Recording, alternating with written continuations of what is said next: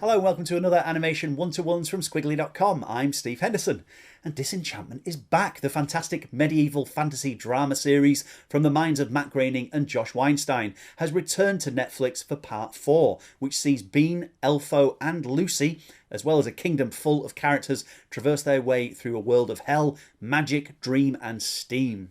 As the show grows, we're really getting to know these characters, and with each passing series, the ante is upped, the jokes get funnier and the storylines get more exciting. Packed with a cast full of US and UK comedians and voiceover artists, the show is really showing others how it's done. If you've not already watched this, please get stuck in. You won't regret it.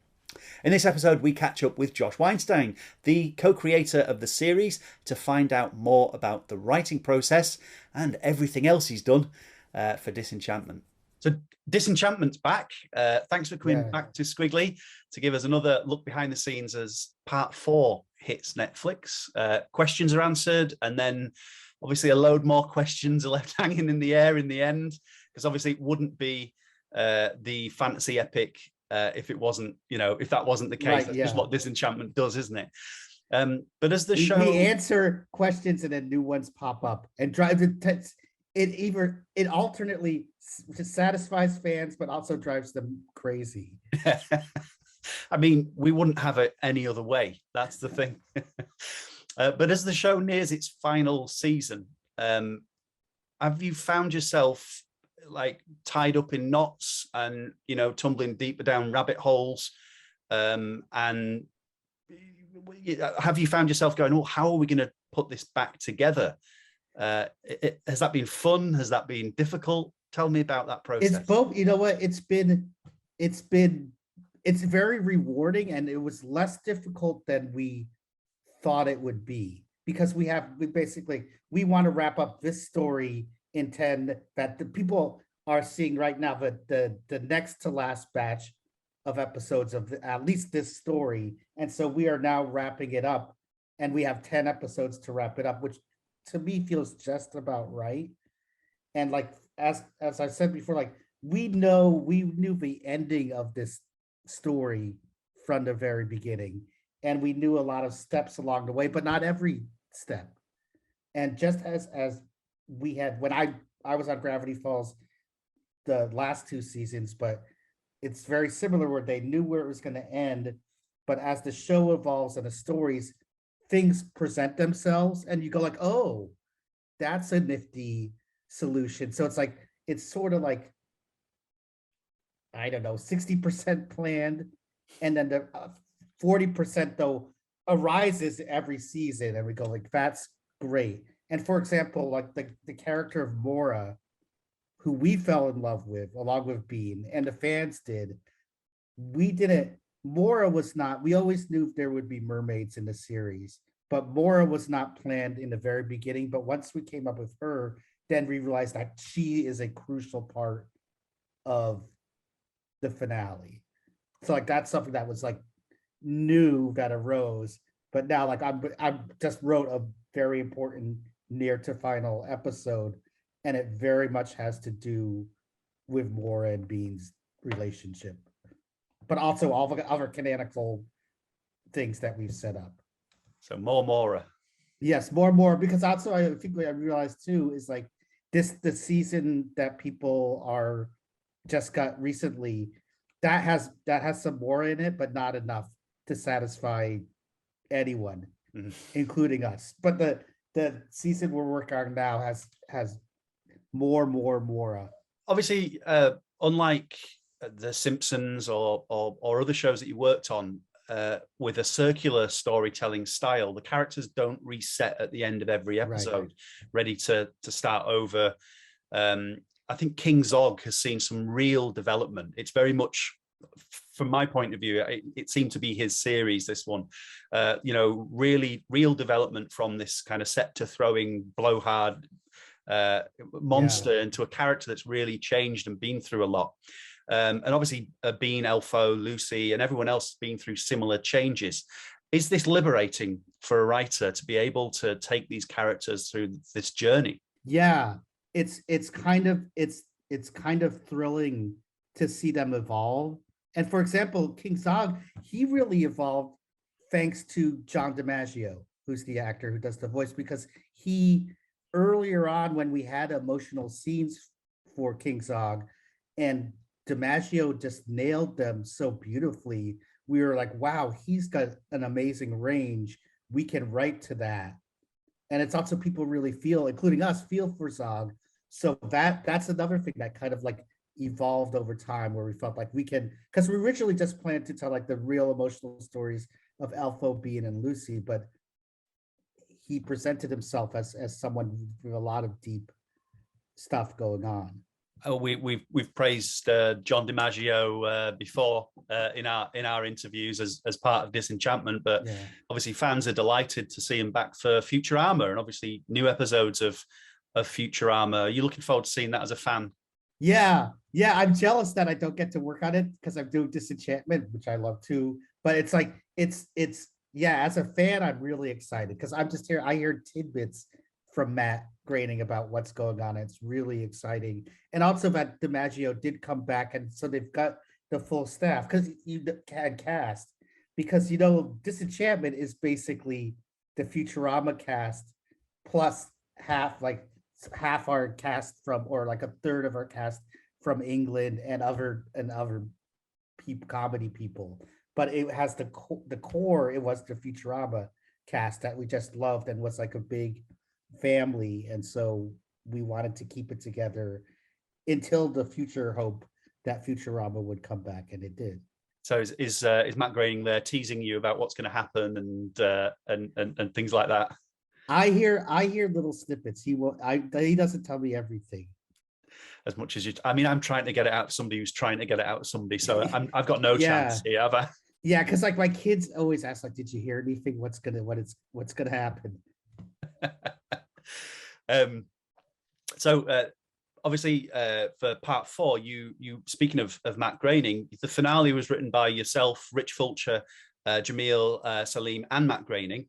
Can you tell me about that process and who contributes to what? Who does the jokes, who does the cool stuff, who keeps everyone on track, who keeps plussing the jokes? Is there a process of I know you've said in the past in The Simpsons there was a writer's room. The pandemic probably didn't allow that type of thing. Yeah, it's really, it was a combination of the pandemic and also like my thoughts about best using the room, which actually evolved a while ago with my on again, off again writing partner Bill Oakley. We're still doing stuff together. We're not on Disenchantment together, but when we were running Mission Hill, we realized that the room, I will condense this because I could go on forever about my theories about the room and stuff. That the room was really great for breaking stories and discussing stories. But as far as doing like a rewrite and going page by page and punching up jokes, a room is not the best place, especially on, as we learned on Zoom. There's like, because there's a dynamic of being in the same room with people that is just different than Zoom, where you get a level of separation already. And it's just like, it doesn't have, Zoom doesn't allow for the social back and forth that is actually kind of necessary to get the easy flow of jokes and all that. But it's also, the room I found is just not efficient for individual joke punch up. So we devised a system called modular writing, where it's like we'll get the individual writer will write, they'll pitch out the story with our group in a room, be it in person pre-COVID or on Zoom these days. Then they'll go off and write an outline. I'll give notes on that. Then they'll write a first draft.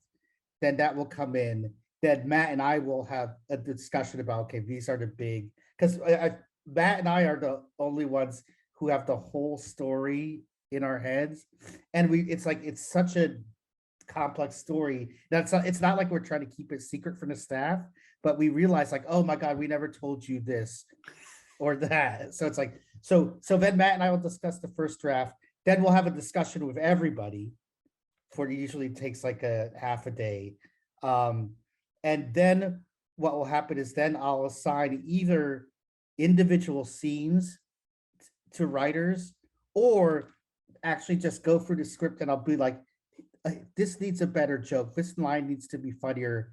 Give me 3 versions of this joke. Give me 3 versions of this joke. Write 1 version of a scene, and every writer goes off and does that, and then hands them in. And I found you get literally like 5 times more usable jokes. It's obviously years of writing experience has come down to that. It's built that. And in terms of the individuals working on this particular episode, where there've been so many of you, are you all trying to outdo one another? No, it's more just like kind of passing it along.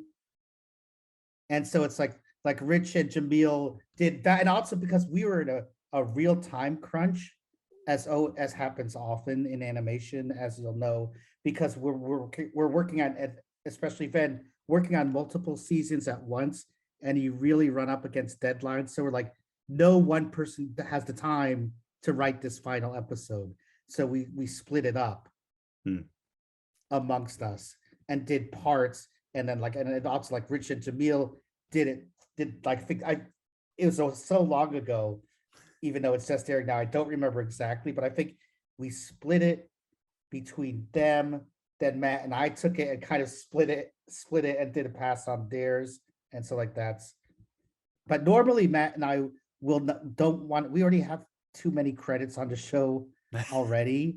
At that, having writing credit on an episode is purely like a writers guild thing. Is because we wrote a certain percentage ourselves, so then we have to take credit. You don't want to fill the credits with your names. You don't want to be it's already embarrassing. It's already, I think it's on it 3 times at least. Also, when I write an episode, I think it's 3 times, and that's kind of embarrassing. I don't like on some shows, the executive producer showrunner takes credit on every script, and they'll have the writer's name and so who's the showrunner who rewrote it, but that ends up kind of screwing the writer out of, not just out of a credit, but out of residuals as well. It's interesting. I'm sure there's the showrunners that would take the opposite stance and have catering by because they brought sandwiches in one day or something like that, and have their name up every step of the way. Yeah, no, I don't like seeing my name. I don't like my name, so I don't like seeing it. So, American animation is in a really interesting place at the moment. There's a lot of hashtags going around. There's a lot of unionizing. There's a lot of power coming back to the animators. I'm wondering your position as a showrunner and writer, how you feel about all that and how it's all come together. Because obviously writers historically have always been covered really well with unions. That's a really interesting thing, because it's also it's coming around also for voiceover actors. Yeah, with that John DiMaggio held out, but now he's signed back on Futurama. But there's kind of it became kind of a rallying thing for voice actors as well. And I think it's the interesting thing about animation, and I'll just say from a writer's point of view, is it was so long neglected. Yeah.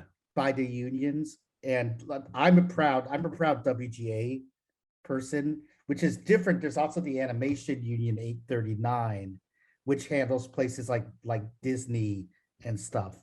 And all unions are important, but to me, I believe that the Writers Guild provides the best protection for animation writers. But it took a long time to organize that. When I started on The Simpsons, we weren't in any union.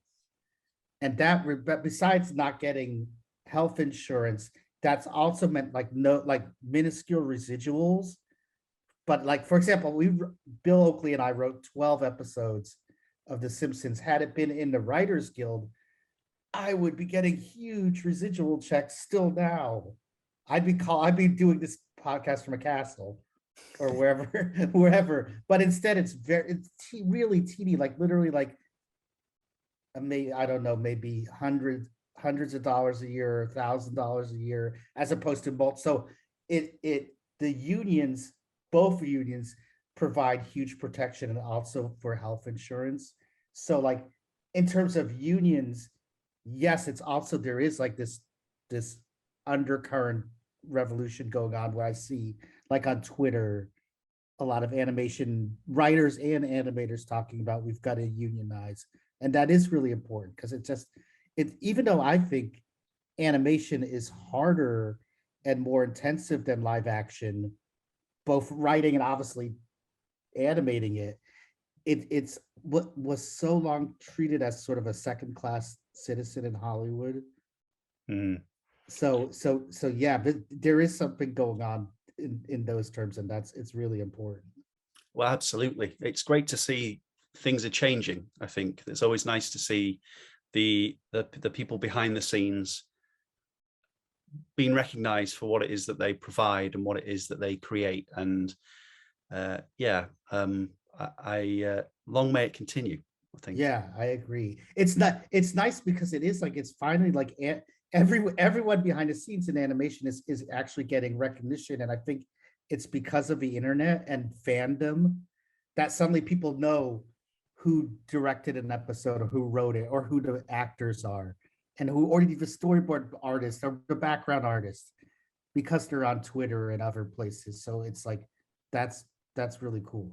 Which Disenchantment character do you align yourself with most when writing? Who's easiest to write? Who's most on the Josh wavelength? Really, I think it's Bean. Interestingly, though, I might come across with more of an alpha as more of an Elfo. Like I identified more of Bean, and she was originally based both on a lot of friends I had at that age, female and male, as well as a little bit of myself in it. But she, to me, it's like she's the most identifiable as far as like what she's going through, what her situation was like in the beginning.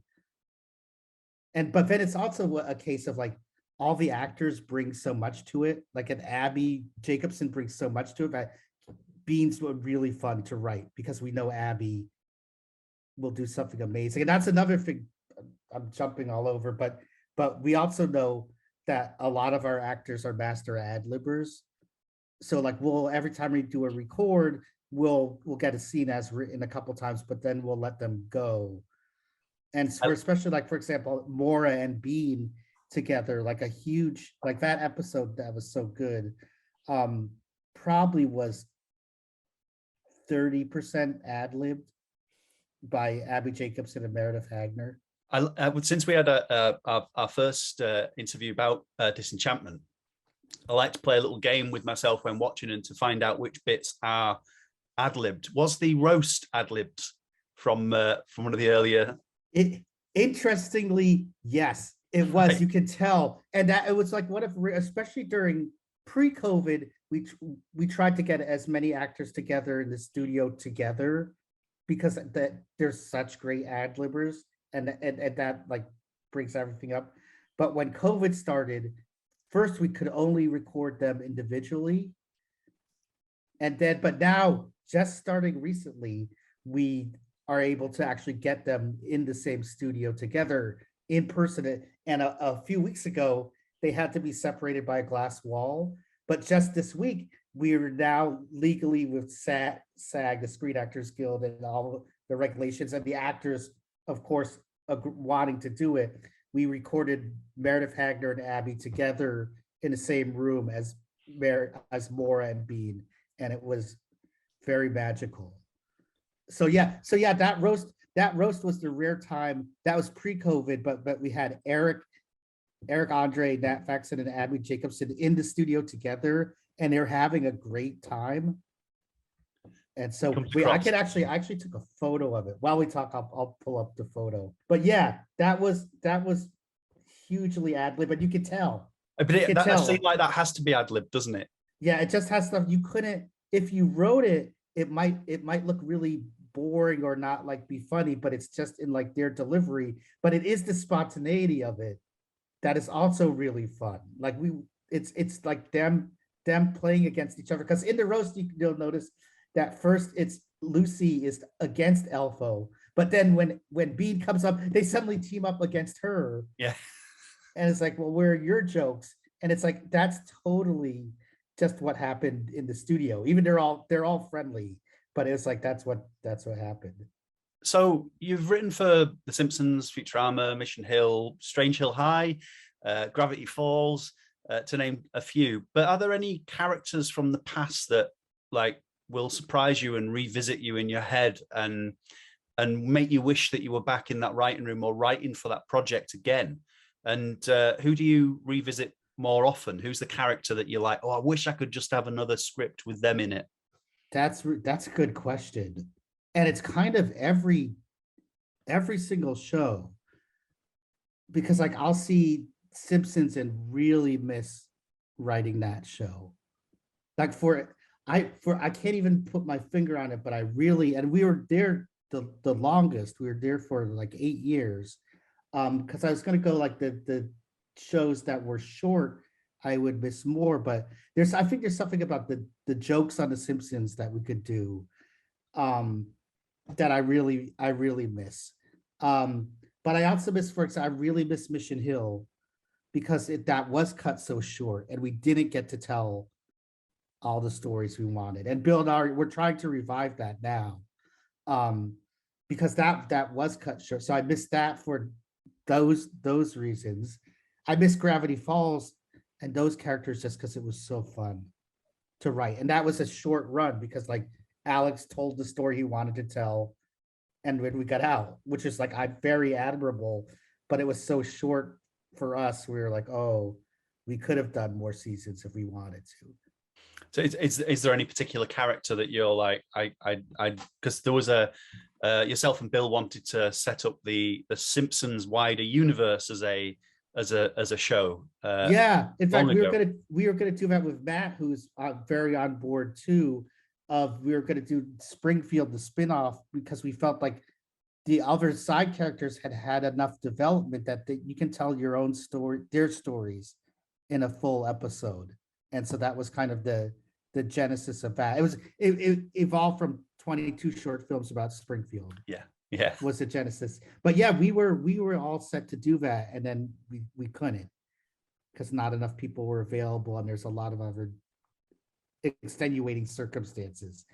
It kind of folded into the show, didn't it? You end up having episodes that are like Mo-centric or episodes just about Nelson or about, that kind of fill the the Simpsons will turn up at the beginning and then at the end and then or bookmark it. It seems like that could happen. That's a good thing for almost any animated show. And certainly once I've been on that, as it evolves, you get other characters have more life. And also what happens to me as a writer on the shows is I'll change from character to character of who I like most. Like on Futurama, I think like a lot of people probably started out really loving to write for like Bender and the Professor, but towards my last season, I was like, I love Amy. I like writing Amy episodes because there's not enough about her and it's interesting. So like that evolves too.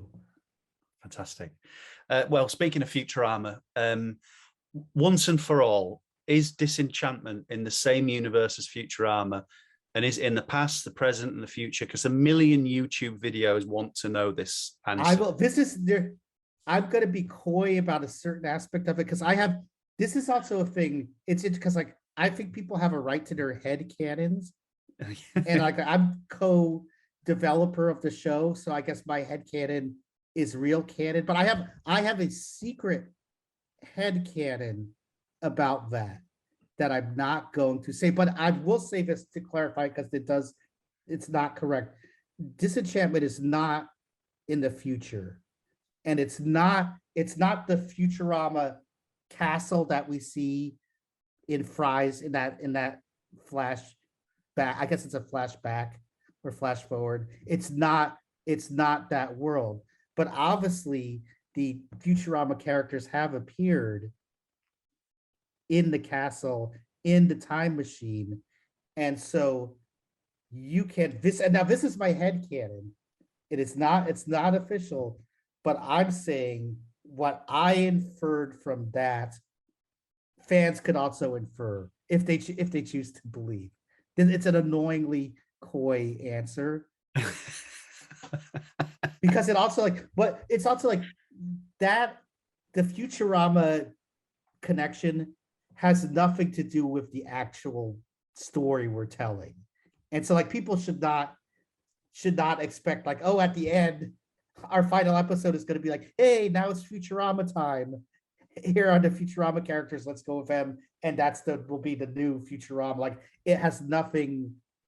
It has nothing to do with that. It's more like a not even tertiary. It's like a quaternary or whatever element of the show, and it's really more fun Easter eggy. Yeah. But I will say I have a very specific headcanon that you could infer by the appearance of that time machine what we're saying about Dreamland, and that's all I'm gonna say. Oh, but it doesn't. I'll just say again, it doesn't have anything to do with the story we're telling, so people shouldn't try to like make connections there. Yeah, I'm just saying in terms of whatever. I can't say. fantastic. I'll say someday, and people will go like, "That's crazy," or they'll go, "Oh." So we're not going to end. It's not going to end the show, and it's we'll pan out, and it'll all have been Lisa Simpson's homework. She'll close the book. Yeah. Oh, I will also, because I would feel it'd be a big ripoff if it was all a dream, and obviously dreams are very important in a series, and it's Dreamland, and what's below the castle, and the castle does have a special effect on dreams, and so dreams are really important in our universe, but it's not going to end up that Bean wakes up and it was all a dream. That's there's a lot of dream stuff that's important, but that's not going to be that ripoff ending. And I have been scratching my head watching the episodes, looking at, from you're still very, very secretive about everything. And so I'm looking at the shape of windows. I'm looking at those little marks on the wall. And I think that might have been answered in this season, in terms of marks on the walls. And a lot of that stuff has been from the very first episodes. Yes. So, and other stuff we're laying in clues along the way. And in fact, the script that I just wrote last night, it finally answers one image that was, and this is just a side thing, but one image that was there in the show at the beginning. And we're like, that's exactly what that we planned for the beginning. It's answered. It's like people, Matt and I are being super careful, like to tie up all loose ends in the season we're writing now. So people will be hopefully satisfied. Fantastic. Well, I gave it a good go on behalf of YouTube. I suppose people will have to keep making fan videos about whether or not Futurama is based on what a background artist put in or what. But I tell you, I gave you two nuggets. Not a dream, and it's not in the future. It's not that castle world that we see in Fry's time travel. So you mentioned the series that you co-wrote with and co-created with Bill Oakley earlier on, Mission Hill. It's been rebooted, focusing on Gus and Wally. Is there any update on that? Is there? We're pitching it now, and we haven't sold it yet, but we're hoping to, because we love it, and the people at Warner Brothers, who's the original studio, are in love with the series, and so we're hoping it will find a home. It feels right for this kind of generation of where we are now. It was weirdly ahead of its time, and it's still like it feels more apropos now, even. But also as people are as the 90s is becoming retro and people are going around with flip phones and things like, you don't have to change a thing. You could just in fact, that's part of the thing that we realized is there's a certain, because like the series as we're selling it takes place right around like 2000. So it's like, it does like now, it has a lot of 90s nostalgia appeal. Whereas when we were doing it, it's just like that, this is the present day. Josh, thank you very much for speaking to Squiggly today. It's great to find out more about the series, and we're really excited to find out what you wrote last night. We'll find out in a year or so. We're looking forward to seeing those episodes when they come out. But until then, people have got 4 parts to catch up with on Netflix. So yeah, thank you very much for talking to Squiggly today. Yeah, thank you. It's always a treat. And I'd also like, as we found, a lot of fans love to watch our episodes over and over again, and they should, because there is stuff hidden in there. Fantastic. And yeah, absolutely. I'm one of those. I'm going to go and watch some more now. Thank you very much, Josh. All right. I'll see you in 10 hours.